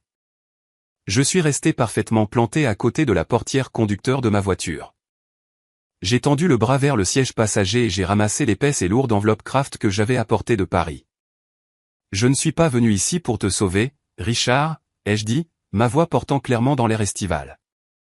Je suis venu ici pour livrer un message. Mon père s'est arrêté de marcher. Il était à moins de 2 mètres de moi. Le faux sourire a disparu de son visage instantanément, remplacé par une moue sombre et défensive. « De quoi tu parles » a-t-il exigé. « Tu es ma fille. Tu as des millions d'euros. Tu dois ton soutien à cette famille après tout ce que nous avons fait pour toi. » Je l'ai regardé avec un détachement clinique et froid. J'ai ouvert le fermoir de l'enveloppe et j'ai sorti une épaisse liasse de documents légaux imprimés sur du papier lourd de qualité. Le logo de Vasseur Capital était en relief en haut de la première page. J'ai fait 3 pas en avant, envahissant son espace personnel, et j'ai poussé la liasse entière de documents directement contre sa poitrine. Il a levé les mains par réflexe pour les attraper avant qu'ils ne tombent au sol. « Lis la première page », ai-je ordonné. Mon père a baissé les yeux sur les documents. Ses yeux ont balayé l'épais texte noir. J'ai regardé ses pupilles se dilater. J'ai regardé les dernières couleurs se vider complètement de son visage jusqu'à ce qu'il ressemble à une statue de cire.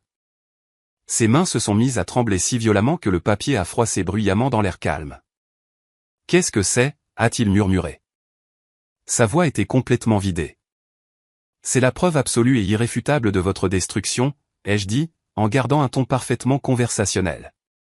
Quand j'ai formellement refusé la demande de financement de Charles mardi, ton entreprise a déclenché un défaut de paiement ferme sur son prêt commercial. Ton prêteur a immédiatement paniqué. Ils ont réalisé que vous aviez zéro actif et zéro capacité à rembourser les centaines de milliers d'euros que vous aviez empruntés. Dans le système financier, quand une banque détient une dette toxique, elle la vend sur le marché secondaire pour limiter ses pertes. J'ai pointé un doigt manucuré vers le document qui tremblait dans ses mains. J'ai donné l'ordre à mon gestionnaire de patrimoine de contacter ton prêteur. J'ai utilisé une société holding que je contrôle personnellement pour acheter l'intégralité de votre portefeuille de dette avec une prime. J'ai acheté le billet à ordre. J'ai acheté l'acte de fiducie. J'ai acheté l'hypothèque sur cette propriété. Suzanne a laissé échapper un halètement aigu et étranglé derrière lui. Charles a agrippé la rambarde en bois du porche, ses jointures devenant entièrement blanches. Mon père a levé les yeux des papiers. Il respirait lourdement, sa poitrine se soulevant alors que son cerveau essayait désespérément de trouver une échappatoire, un moyen de s'en sortir, un moyen de réaffirmer sa domination. Mais il n'y a pas d'échappatoire dans l'acquisition de dettes d'entreprise. Il n'était qu'un responsable logistique de province qui avait essayé de jouer à un jeu à haut risque dans le capital risque, et il avait été entièrement surpassé par la fille qui l'avait jeté. « Tu ne peux pas faire ça », a-t-il lâché dans un soupir étranglé. « Tu ne peux pas acheter ma maison. C'est illégal. C'est la famille. C'est une acquisition d'entreprise standard, Richard, les jeux corrigés calmement. Tu as offert cette propriété physique comme garantie pour un prêt commercial à haut rendement afin de financer une application pour nourriture pour chiens qui n'avait aucun revenu. Tu as parié le toit au-dessus de ta tête sur son délire. Tu as perdu le pari et la banque a encaissé.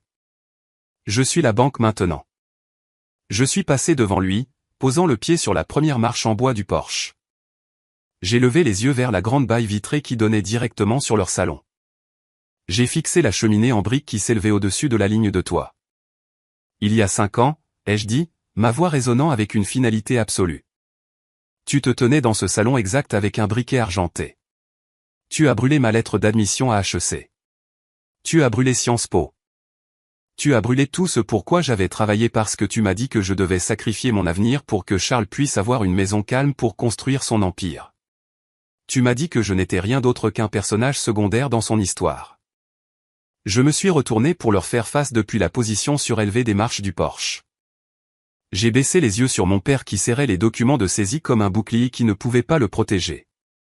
Eh bien, j'ai audité son empire, ai-je dit froidement. Il ne vaut absolument rien. C'est un escroc et tu es en faillite. Et depuis 9 heures ce matin, je suis l'unique propriétaire légal de ce bien. Le silence qui a suivi était absolu. Le quartier était devenu complètement immobile. Mes parents et mon frère étaient enfin piégés dans une réalité dont ils ne pouvaient pas s'extraire par des mensonges. Mais exposer les faits n'était que la première partie du règlement de compte. La véritable dévastation était sur le point de commencer, car ils ne comprenaient toujours pas exactement ce que ma propriété signifiait pour leur avenir immédiat. Et alors que ma mère s'effondrait à genoux sur l'herbe mourante, pleurant de façon hystérique, je me préparais à poser l'ultime limite définitive qui couperait nos liens pour toujours. Suzanne était à genoux sur le béton mouillé. L'eau du tuyau d'arrosage tombait imbibait son chemisier à fleurs onéreux, mais elle ne semblait même pas le remarquer. Pour une femme qui avait passé toute sa vie d'adulte terrifiée à l'idée qu'un seul brin d'herbe ne soit pas à sa place, l'avoir abandonné complètement sa dignité physique était profond. Elle a tendu la main vers mon pantalon beige.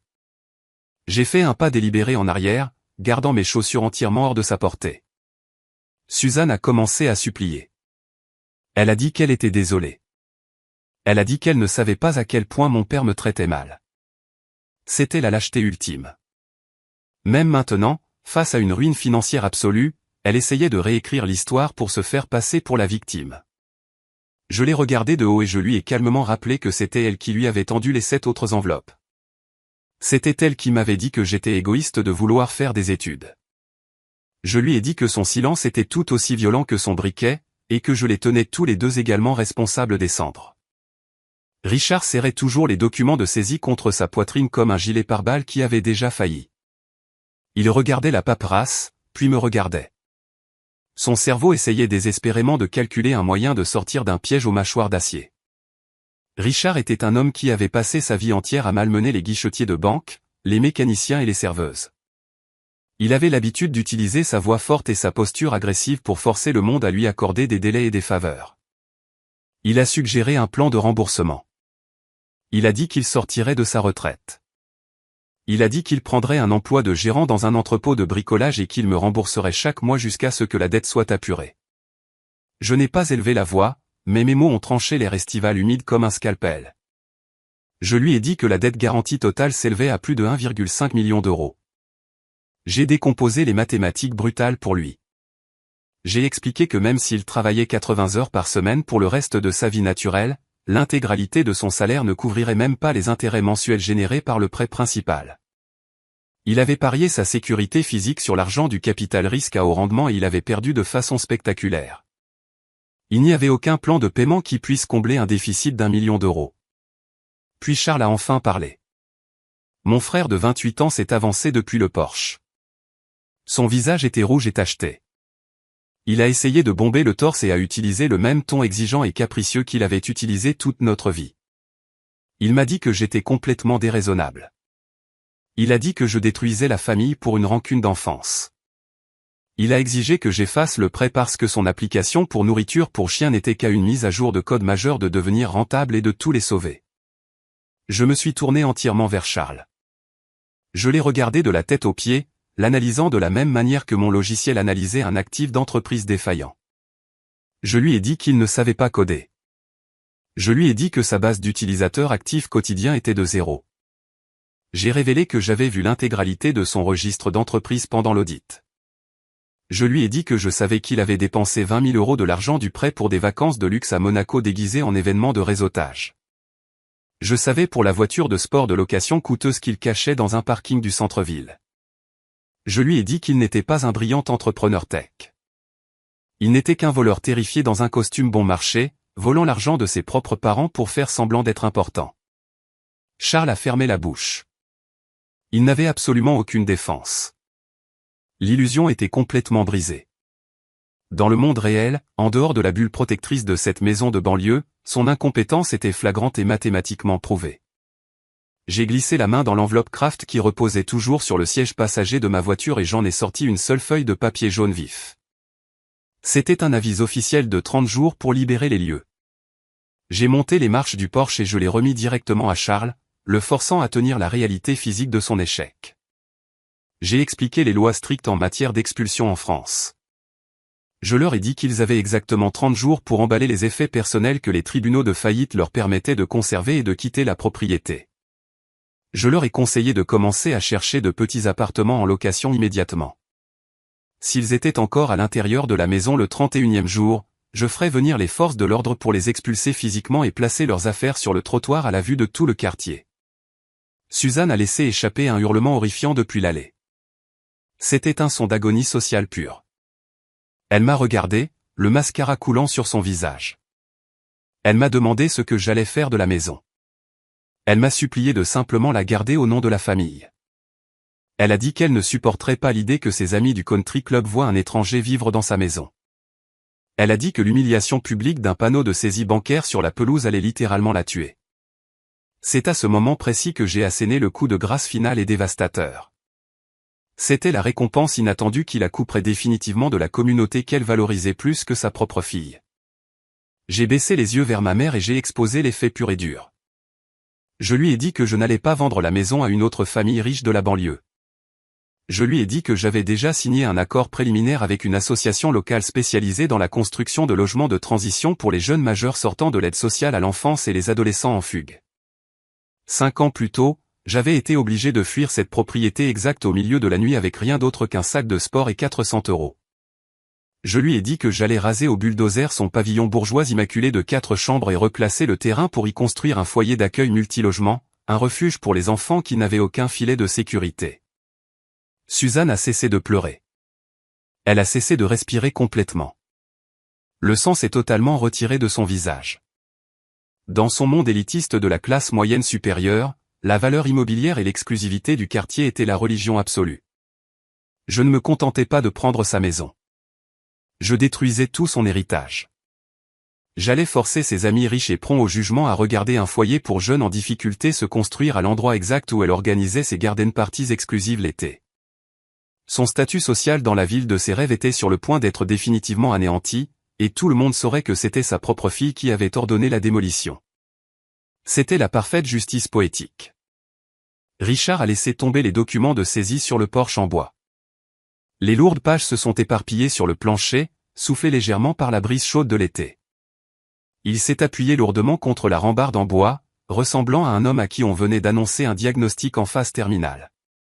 Il avait enfin compris qu'il n'y avait absolument aucun moyen de sortir de ce piège par l'intimidation ou la négociation. Le rapport de force avait définitivement basculé. Il était complètement à ma merci et je n'en avais plus aucune à accorder. Je leur ai tourné le dos. Je n'ai pas demandé d'excuses, car des excuses de leur part étaient une monnaie sans valeur.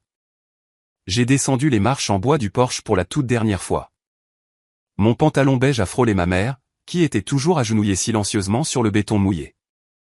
Elle n'a pas essayé de m'atteindre à nouveau. Le poids psychologique de ce qui allait arriver à son quartier l'avait complètement paralysé. J'ai ouvert la lourde portière de la Porsche Panamera grise ardoise et je me suis glissé sur le siège conducteur. Le cuir était frais et sentait l'argent neuf et onéreux. J'ai remis mes lunettes de créateur sur mes yeux, me protégeant du soleil aveuglant de l'après-midi. J'ai appuyé sur le bouton de démarrage et le moteur a rugi, brisant l'atmosphère calme de la banlieue une dernière fois. En enclenchant la marche arrière, j'ai regardé par la vitre teintée. Mon père fixait d'un regard vide les documents légaux éparpillés sur le porche. Mon frère pleurait silencieusement, tenant l'avis d'expulsion jaune. Ma mère était toujours par terre, entourée des hortensias morts qu'elle n'avait plus les moyens d'arroser. C'était un portrait parfait des conséquences. J'ai reculé hors de l'allée et je me suis inséré en douceur sur la rue asphaltée. Je n'ai pas regardé dans le rétroviseur. Je me suis éloigné des ruines de ma famille biologique, les laissant naviguer dans la tempête catastrophique qu'ils avaient entièrement créée pour eux-mêmes. Le conflit était enfin terminé. Les dettes étaient payées en totalité et mes comptes étaient complètement soldés. Mais l'histoire ne se termine pas simplement en partant. Elle se termine avec ce que l'on construit dans l'espace vide qu'ils laissent derrière eux. Les gens me demandent constamment si j'ai ressenti la moindre once de culpabilité en m'éloignant de ma maison d'enfance cet après-midi-là. Ils se demandent si, en regardant à travers les vitres teintées de cette voiture de sport et en voyant ma mère pleurer de façon impuissante sur l'allée en béton mouillé, j'ai remis en question mes actions. Ils demandent si j'ai déjà envisagé de faire demi-tour et de leur offrir une fraction de ma richesse juste pour apaiser leur souffrance. La réponse est absolument non. La culpabilité est une émotion strictement réservée aux personnes qui ont une dette ou qui ont causé un préjudice intentionnel et injuste. Je ne devais absolument rien à ma famille biologique. Ils ont passé 18 ans à me traiter comme une ressource jetable, comme une servante non rémunérée entièrement conçue pour subventionner les délires de mon grand frère. Je ne les ai pas détruits activement. Je me suis simplement écarté du chemin et je leur ai permis de subir les conséquences naturelles et exactes de leurs propres décisions financières horribles. Alors que je conduisais la Porsche vers l'autoroute en direction de l'aéroport, la sensation physique dans mon corps n'était pas du regret. C'était un sentiment de légèreté profond et écrasant. La pression atmosphérique lourde et suffocante de la dynamique de la famille Dupont s'était enfin complètement évaporée de ma vie. J'ai rendu la voiture de location au terminal de l'aéroport et j'ai embarqué sur mon vol en première classe pour Paris. J'ai bu un verre d'eau pétillante, j'ai regardé les nuages se dissiper au-dessus de la campagne française, et j'ai refermé le livre de mon enfance pour toujours. Je sais que beaucoup de gens font de grandes menaces dramatiques dans le feu d'une dispute émotionnelle et ne vont jamais jusqu'au bout. Mais je suis une architecte d'algorithmes et je fonctionne strictement sur la précision des données et l'exécution. Je ne fais pas de menaces en l'air. Exactement 30 jours après avoir remis cet avis d'expulsion jaune à mon frère sur le porche, mon équipe privée de sécurité d'entreprise et les forces de l'ordre local sont arrivées sur la propriété pour s'assurer que les lieux étaient complètement libérés. Mes parents et Charles étaient entièrement partis. Ils avaient réussi à rassembler suffisamment d'argent pour louer un 2 pièces exigu dans un code postal beaucoup moins prestigieux de l'autre côté du département. Mon père avait été forcé d'accepter un emploi de chef d'équipe dans un entrepôt de bricolage, et mon frère travaillait à la caisse d'un magasin d'électronique local. La vaste maison bourgeoise de banlieue où mon père avait arrogamment brûlé mes admissions à l'université était entièrement vide. 2 semaines plus tard, l'équipe de démolition est arrivée sur la propriété. J'ai en fait repris l'avion pour le sud juste pour l'occasion.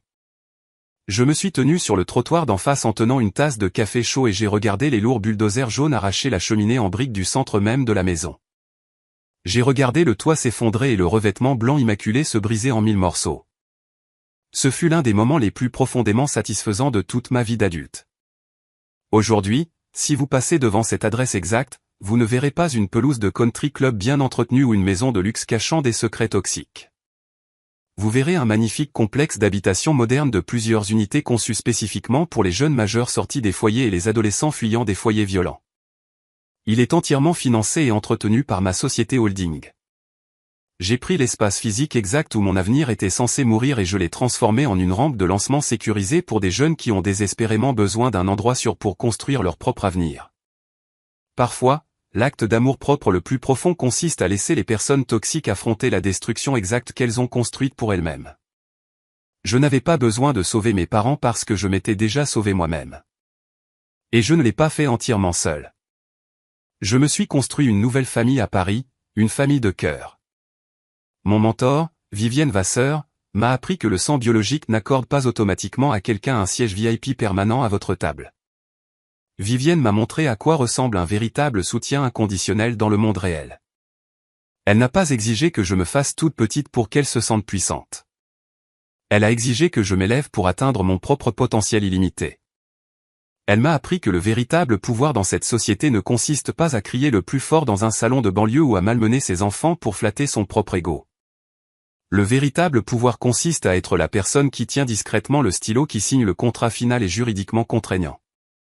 Aujourd'hui, je siège au conseil d'administration de l'une des sociétés de capital risque les plus impitoyables et les plus prospères de Paris. Je suis entouré de personnes brillantes et motivées qui célèbrent mes victoires et stimulent mon esprit. Je suis respecté. Je suis valorisé. Et je suis totalement intouchable.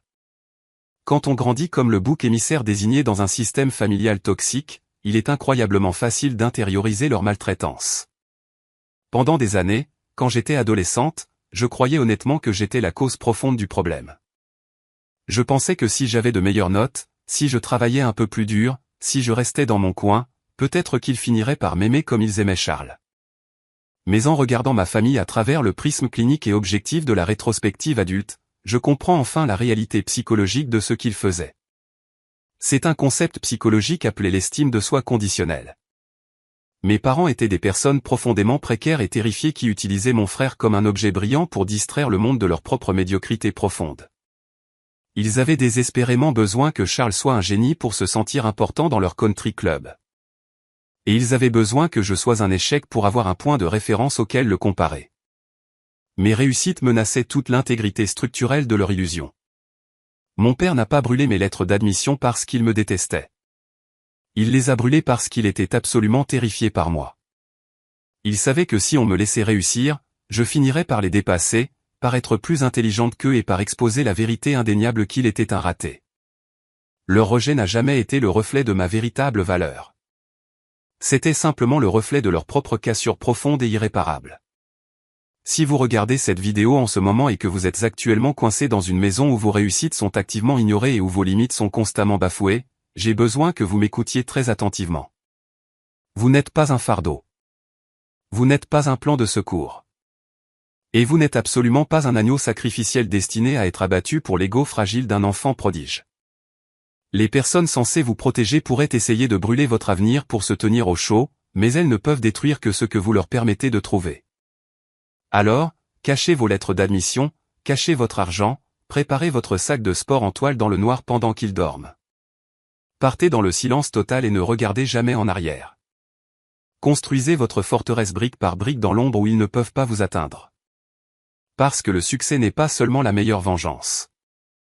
C'est le seul miroir assez grand pour obliger vos bourreaux à regarder leur propre reflet pathétique. Vous avez le droit fondamental de partir. Vous avez le droit de bâtir un empire massif et vous avez le droit de verrouiller les lourdes portes envers une fois que vous avez atteint le sommet absolu. Merci beaucoup d'avoir écouté mon histoire et d'être resté avec moi jusqu'à la toute fin.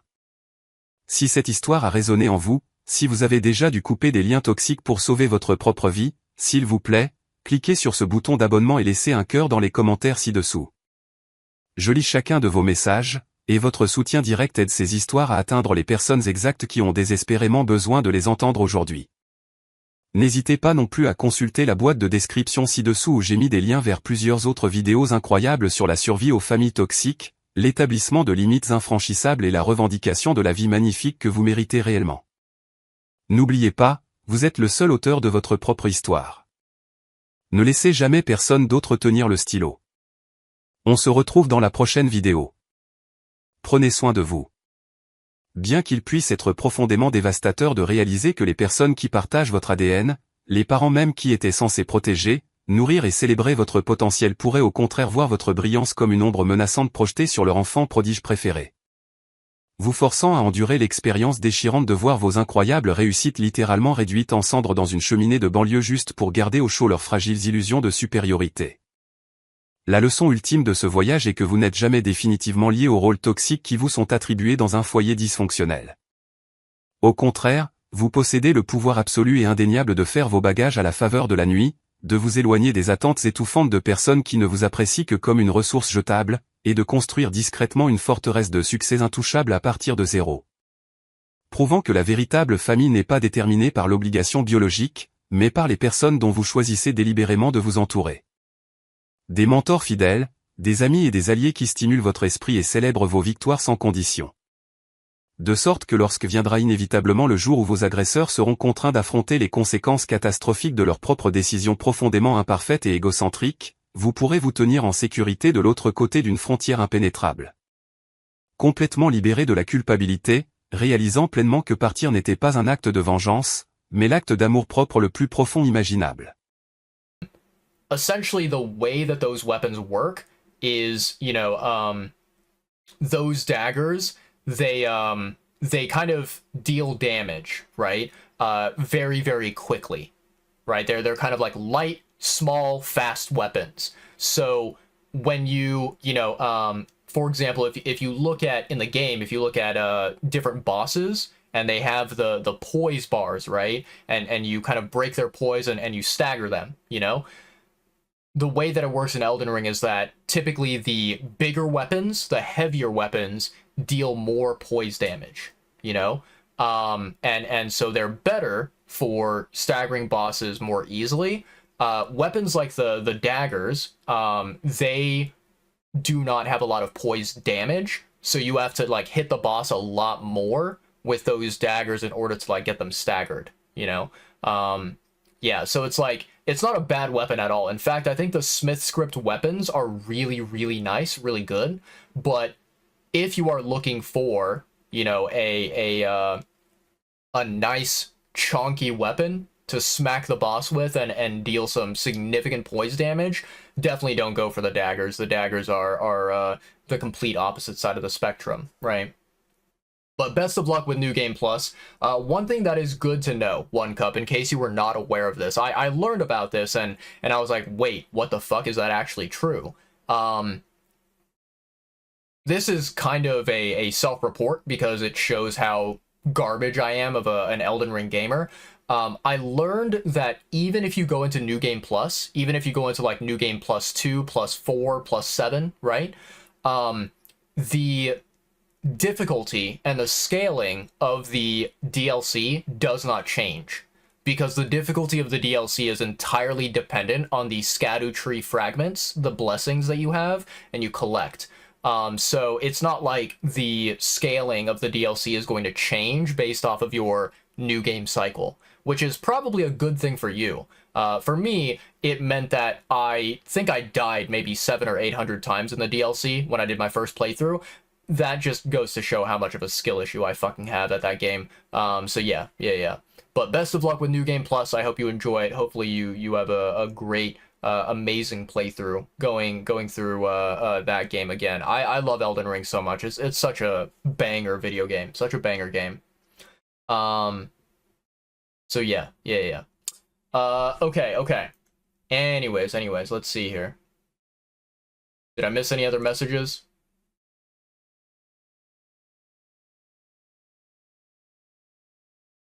Maybe you'll be able to beat Radahn with the daggers? Oh, you poor, sweet, naive soul. Oh, you're so innocent. You were so innocent, One Cup. I love you, buddy. That's all I can say. I wish you the best of luck. But, yeah, all I can say is 07. 07, soldier. 07. Yeah. Alright. I think I've caught up on all the messages in the chat. I think we're good to go. So I'm gonna dive back into the game. For anyone out there who's lurking, for anyone who's watching. If you are not following Greasy, if you're not following One Cup, go and follow them. Their streams are really entertaining and a lot more, you know, interesting, a lot more fun than my streams. So I highly recommend you guys go and follow them. They are my inspirations, basically. You know, I get all of my ideas and all of my, you know, my best, you know, aspects of my stream. I get it from these homies. So please go in and give them some love and support for sure. Be lurking it up. Sounds good. Sounds good. Hope you have a good lurk, buddy. Don't worry at all about tuning in and watching. I appreciate you as always, Greasy. Hey, mister, that's one nice looking horse you got there. How about we see how fast it is? First one at Catfish Jackson's. Catfish Jackson's? Sure, why not? Ready? Let's go.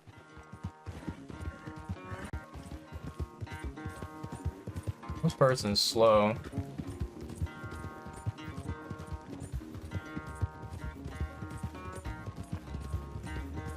Come on now.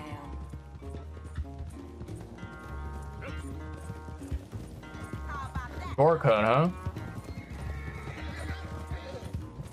Still a little bit too slow.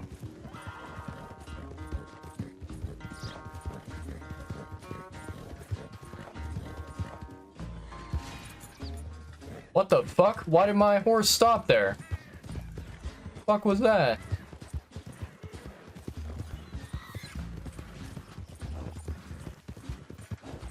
Also, where the fuck is this Catfish Jackson's?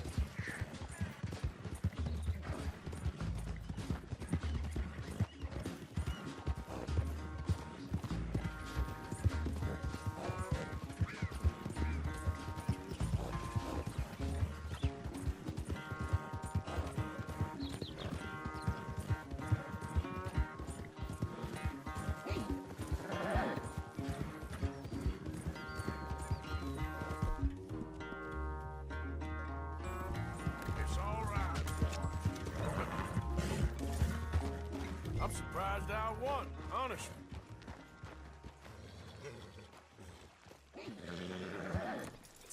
Darn it. Damn horse acting up on me. Of all the times.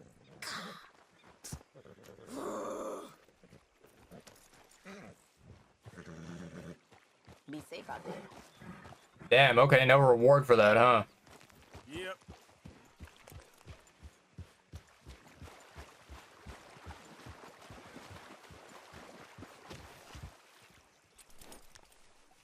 Catfish Jackson's. I don't think I've ever been around here. You don't even stream consistently, lol. Don't take inspiration from me. I mean, listen, your streams, even, I think that goes to show how awesome your streams are, is that even though you don't stream that often, One Cup, like, every time that you do, it's a special event, and therefore your chat loves it, right? You always have an amazing fun time with everyone. So I respect that. You know, you gotta appreciate the special occasions, you know?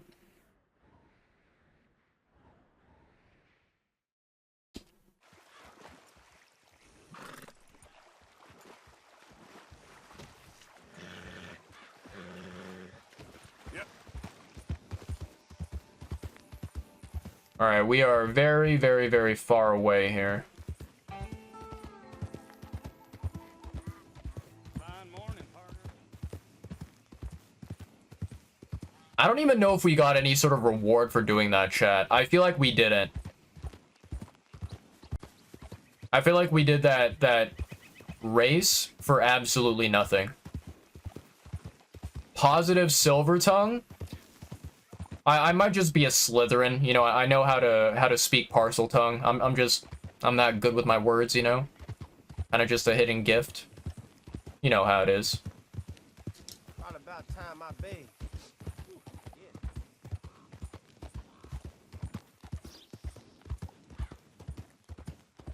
But yeah, One Cup. As I mentioned, you know, I feel like I'm someone who can't stop talking about this. Like, I can't shut up about it. And so, you know, you are more than welcome, One Cup. As a friend of mine, I give you full permission to do this. If there's ever a moment where you're like, listen, Cappy, shut the fuck up. You've already mentioned it 20 times. We get it, right? If you feel it's valid to do that, I won't blame you a single bit. I won't be upset. I've mentioned this a couple times before, but basically, One Cup, if you are ever interested in doing like co-op stuff, ever interested in like seamless co-op or whatever, for Elden Ring, I'm down. Like, sign me up. I will be there. You know, Greasy, me, and Drew, you know, three friends IRL. We did do last year. We did a little bit of Elden Ring co-op, and it was so fucking fun. I loved it, and you know, me and Greasy have been interested in doing co-op more this year, but you know, unfortunately, we are all people that kind of have our own, you know, daily schedules and whatever. So I think it's primarily Drew who is, you know, busy with collaborations with other amazing people, and therefore, you know, we've had to kind of put a hold on the Elden Ring gameplay, you know. They're supposed to be my business partners here. They arranged a meeting, I believe, about some horses. A fellow with a scar and a Mexican Yes, sir. out by the stables. Thank you. Have a wonderful day now.